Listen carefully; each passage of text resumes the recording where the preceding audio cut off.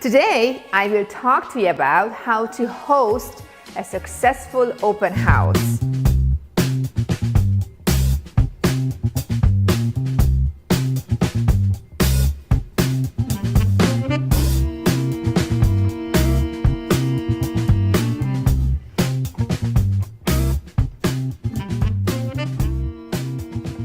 It's usually during the weekend, Saturday or Sunday, 1 to 4. This is kind of the usual time. Sometimes it's 2 to 5, depends on the daytime settings, but most likely it's 1 to 4. So agents and for homeowners, it's a fantastic opportunity to open up your house to the public and people to walk through, meet you, talk to you about real estate, and hopefully buy the house on the spot. Usually this is not the case. The reason why we do host open houses is to meet potential buyers and new clients and maybe sellers even, and get your name out there in the neighborhood. Most likely you're going to host an open house in your farm area where you market, you target that area, so your name is out there. So the most important thing is obviously to install signs, open house signs, minimum 6 to 10 signs per open house. If not more, depends on the location of the property. Once you've done that, be on time. Always be on time. When you enter the house, well, first of all, you need to know the house. So if you haven't seen the house, leave yourself a few minutes to kind of get to know the house, the nuances of the house, the interesting kind of niches of the house. You switch on all the lights.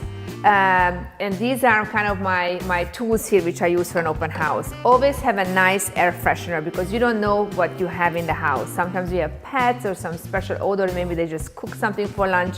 So you always have to have an air freshener. Always bring yourself some nice candle that's burning really nicely and hopefully kind of gets the whole house in a nice aromatic state. People have more than just sight and hearing, they also have smell. So that's why I think the spray and the candle is very important. Perhaps you can even bring a bouquet of flowers. And then music. I always like to kind of have some nice ambience. So that's what the cell phones are fantastic for, because you don't have to know what's going on in the house, what is their speakers and whatever system they have there. Just use your cell phone and hopefully have a nice playlist that you can kind of play in the kitchen area. We're going to, the kitchen. So most likely people like to walk through the house and they ended up in the kitchen, as everybody in this is lifestyle. So in the kitchen counter or the kitchen table is kind of your area where most likely you're gonna stand and kind of greet people. If it's a small house, you can go and kind of greet them, in person and handshake. Handshaking is not sometimes it's kind of icky. Some people doesn't like to handshake, but some people do. So it just really depends on what you like. But you always need to greet them, whether you say hello or you go personal and handshake them. But then you kind of let them walk through the house. Don't ever follow anybody in the house, because I personally hate that. Even when I go shopping for clothes or shoes, I hate when the salesperson is right behind me and watching everything I do, see, look. So just let them kind of walk through the house and then tell them, like the end, when the tour is ended, please come and talk to me in the kitchen. So you invite them kind of where you are gonna stand. So once you do that, that's when you kind of, I would say, give them more information and get to know them more. Hopefully they are willing to, chit chat and talk to you. That's the best case scenario. Worst case scenario, you just give them the flyer and they kind of walk away. But if they do like to chit chat and ask questions, cordially, you answer them. But then you always need to kind of give more information, because you are an informational source, and that's what you're trying to sell. You sell yourself as the expert in the neighborhood, the expert in that area, and the expert in that house. So what I like to do, I always like to display many other properties that I sold or selling at the moment, either postcards or different kind of brochures. So giving them kind of a feeling that you are an active agent and you are selling in this area and in this neighborhood, so you are an expert here. Then you also need to know what other open houses are out there, because maybe there is some similarity between homes at that moment of time in the market, and you can talk about some other homes that potentially could be a good fit for them. If it's a new construction and they are interested in new construction homes, then my trick is, and it usually works, is that I tell them that usually new construction is vacant. So there is a lockbox, we can go anytime as agents. And well, you as an expert, you need to know what new construction is out there and be familiar with the location, the look, the feel, the finishes, and the kind of the style of the home, and obviously the price. And then you can meet them at the end of the open house and show them other properties in the neighborhood. That's a great way to kind of engage people who are new to the market and they're interested in new construction, which is super easy for us to show.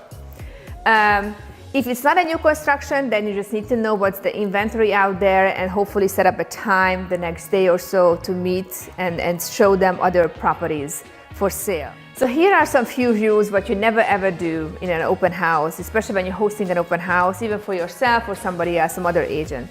Well, number one is obviously, which I mentioned to you, is not to follow people through the house, because this is super annoying for anybody, even for you. The number two is you never judge a book by its cover, meaning that somebody comes through, don't judge them the way how they look or maybe perhaps what they said initially, because you never know how serious they are as far as they might be selling or buying, or how much money they have. So start chatting with them, open the conversation and ask questions, and hopefully they kind of engage. And once you do that, then you can kind of dig in more, but don't just judge them the way how they look and what they said initially. The number three is that obviously you need to be on time, you need to leave on time, you need to leave the house the way how you got it, the way how you entered the house. Put away everything, especially your marketing materials, and leave the brochure, what is about the house, on the counter for the homeowner and for other, agents to kind of come by later on. So leave the way how you received the house. The end, I always, even on the same day or a few hours later, or maybe the next morning, if it's a late open house, I finished up late, give a report to the homeowner or to the other agent. And it doesn't have to be a crazy, detailed report, but you just kind of mention, the light comments of the house, how many people came through the house, is there any potential buyer in the group, and what was the feedback of the house. So don't go crazy. If you see the homeowner at the end of your open house and you just hosted an open house for another agent, don't ever engage with any sort of conversation with that homeowner. They are not your clients.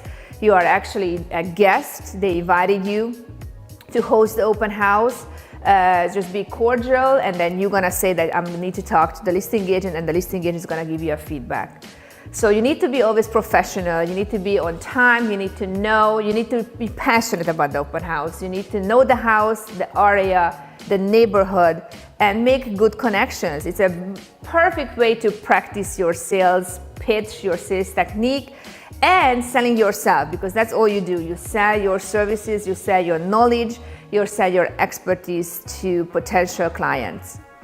So this is my take on a great open house. So at the end of the day, never lose sight of the fact why we're doing an open house as agents. The reason why we're doing an open house is to meet potential clients, whether they're buyers or sellers, most likely buyers. So when they come through, you need to be an informational source, and obviously the goal is to get their information, their either email address or phone number, and kind of engage a conversation with them. Because you do have more to give. You do have other properties to show. You do have other upcoming listings or off-market listings. You do have all this information to give it to them, but maybe you can, give it to them right on the open house. However, I do like to give, as I mentioned before, other properties that I'm selling or I just sold or are in the market, but sometimes they just want something completely different which you don't have in hand. So that's the ultimate goal, is to meet potential clients. So you have to act, you have to look professional.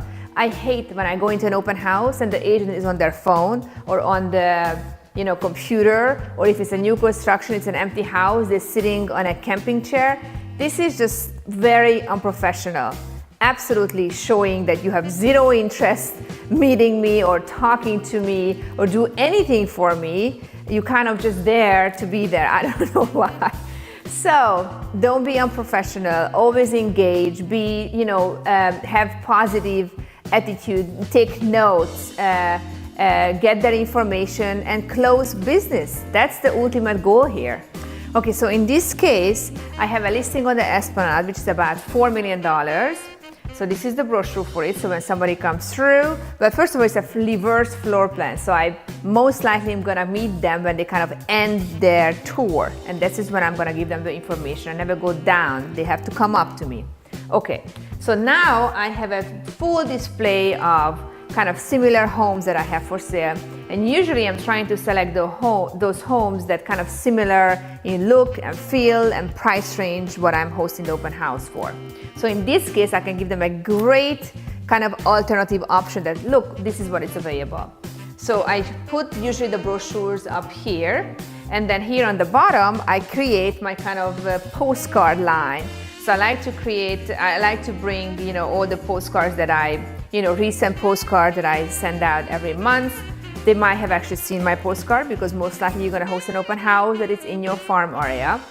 And the reason also why I bring all this material with me and I display it, because sometimes they're just very resistant about giving their information to me, leaving their email or phone number. So at least what I can do, I can give them a few postcards or some brochures with my name, my phone number, my contact info. So when they're gonna drive to the next house, they're looking at it and they're gonna say, wow, this is a beautiful material. Wow, this lady does really nice marketing and she was, very nice to me. So maybe hopefully they give me a call or, they call me later if they need to list the house.